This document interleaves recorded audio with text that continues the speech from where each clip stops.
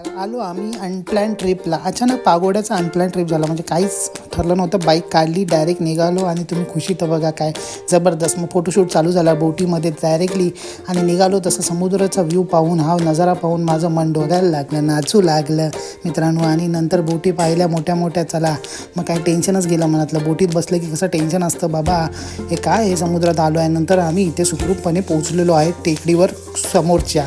आल्यानंतर लगेच बाईक काढली सर कारण आम्ही पागोड्याला 10 मिनिटात पोचलो आहे. हे भव्य रूप पाहून पागोड्याचं एकदम सोनेरी सोनेरी, काय मन एकदम सोन्यासारखं फुलून आलेलं, काय सांगू मित्रांनो. आणि मग मस्तपैकी फोटोशूट चालू केला आम्ही इथे.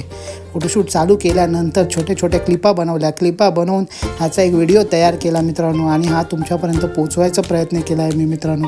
आणि एकदम मस्तपैकी हा व्हिडिओ बनवून हा तुमच्यापर्यंत पोचलो. आणि हा इथून मी आता परत गोराईला पोचलेलो आहे रिटर्न. सो मित्रांनो, लाईक करा, शेअर करा, आवडला असेल व्हिडिओ तर सबस्क्राईब पण करा.